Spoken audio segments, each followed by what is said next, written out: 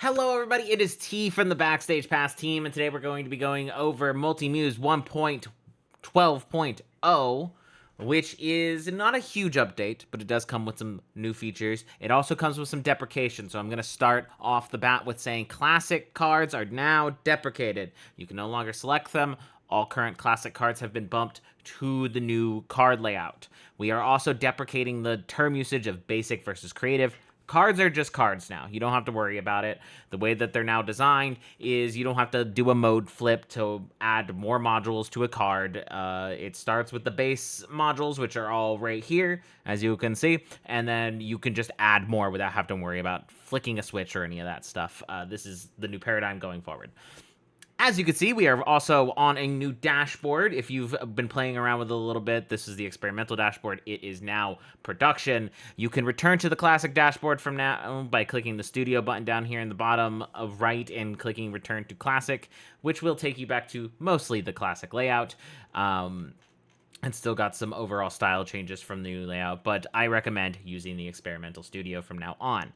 The Experimental Studio is a little bit more modular, a little bit more suited to fit your needs. It has our usual guide, which is you can click through, you can see this all yourself. This will probably change and we'll refine verbiage as we go on. But the most important thing is being able to rearrange the panels however you want. So if you wanted to, move the inspector for elements over here, and you wanted to be able to click there and have this up and be here at the same time, have multiple rows, all of that jazz, you can do that. I'm going to put this back over here for right now. You can drag and drop, put things wherever you want. Look at that. Now it is over there. I am going to come over here and click reset layout though. And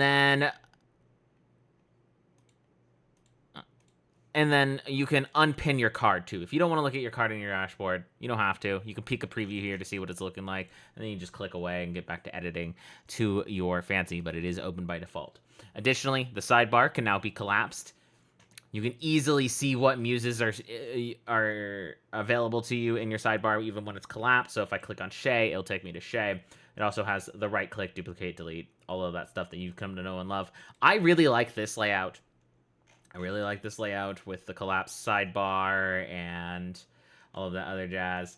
Come back over here. Add your tags. It's pretty much the same you've known and loved. We're just refining the layout, making it a little bit more user-friendly. The connection with V2 cards, it was a lot of things all at once, so we're just trying to refine that. So here's all of the basic sections you know and love. You can click your Muse Privacy, and this is how you do your cards. Same with tools and aliases. We now have a preview of aliases and headers and footers and all of that stuff. I can go to one of my other... Who would have... Here, Celeste has one. If I go to Muse aliases and I hover over Celeste, you can see her alias preview right there, and that's the post. It'll preview all of the headers and stuff as well, as you can see right here. Headers, footers, all of that jazz. A little bit easier to manage from within the new studio, which is the goal. And then we have a bunch of new modules. So we wanted to gamify the cards a little bit. I'm going to go over to one of my other muses that has them pre-set up already, Meridia. We have a bunch of new modules. You can see here, by clicking the add button, you get this pop-up. Obviously, connections, storyline, they're already part of the card as soon as you enable them. But if you don't want them on your card, you can just, goodbye. You don't need to display them on your card if you don't want to. We also have card modules, which are these resources bars, which are our vitals here, attributes, recently seen, which pulls from your scene tracker, or pinned scene on your from your storyline. You can do that. You can also change that the headings stay on all these.